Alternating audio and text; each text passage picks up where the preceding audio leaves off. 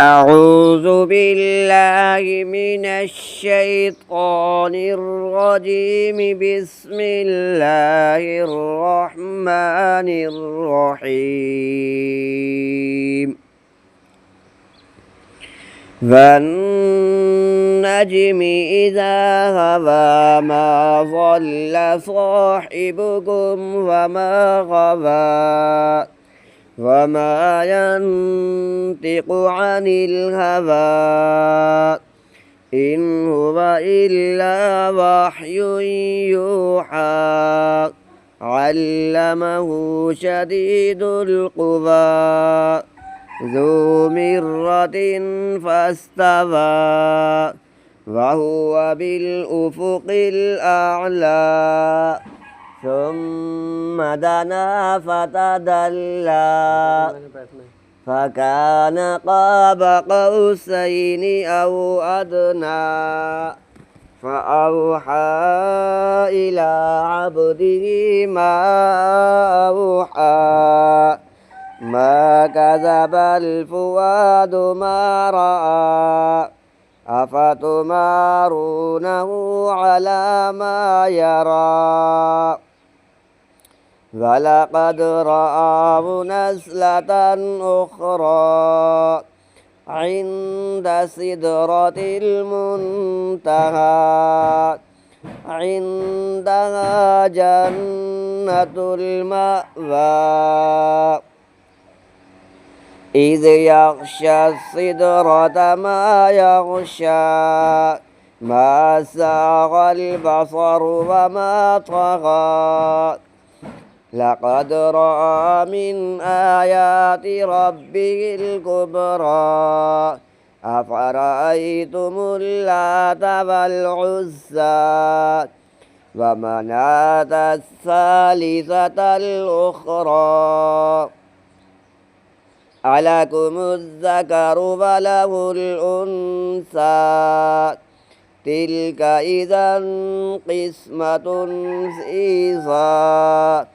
إن هي إلا أسماء سميتموها أنتم وآباؤكم ما أنزل الله بها من سلطان إن يتبعون إلا الظن وما تهوى الأنفس ولقد جاءهم من ربهم الهدى أم للإنسان ما تمنى فلله الآخرة والأولى وكم من ملك في السماوات لا تغني شفاعتهم شيئا إلا من بعد أن يأذن الله لمن يشاء ويرضى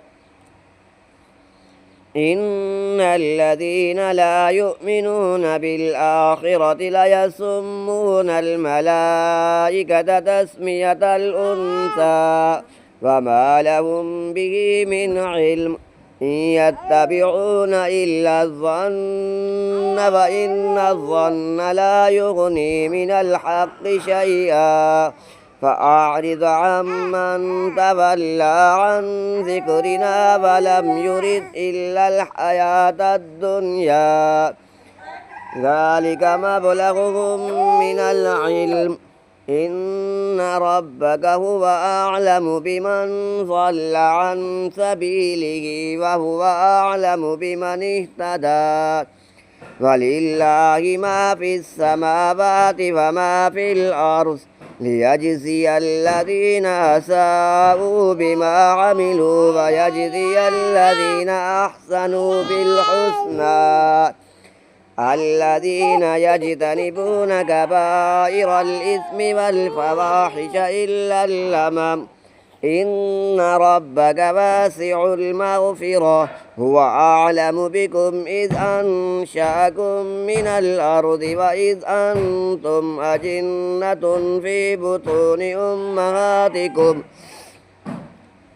فلا تزكوا أنفسكم هو أعلم بمن اتقى أفرأيت الذي تولى وأعطى قليلا وأكدى أعنده علم الغيب فهو يرى أم لم ينبأ بما في صحف موسى وإبراهيم الذي وفى ألا تزر وازرة وزر أخرى وأن ليس للإنسان إلا ما سعى وأن سعيه سوف يرى ثم يجزاه الجزاء الأوفى وأن إلى ربك المنتهى وأنه هو أضحك وأبكى وأنه هو أمات وأحيا وأنه خلق الزوجين الذكر والأنثى من نطفة إذا تمنى وأن عليه النشأة الأخرى وأنه هو أغنى وأقنى وأنه هو رب الشعرى وأنه أهلك عادا الأولى وثمود فما أبقى وقوم نوح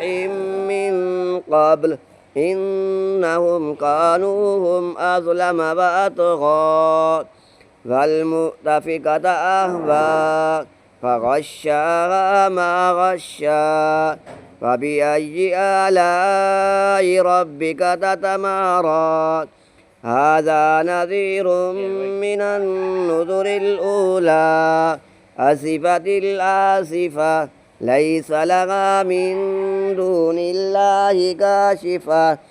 أفمن هذا الحديث تعجبون وتضحكون ولا تبكون وأنتم سامدون فاسجدوا لله واعبدوا صدق الله العظيم صدقت يا رب العالمين.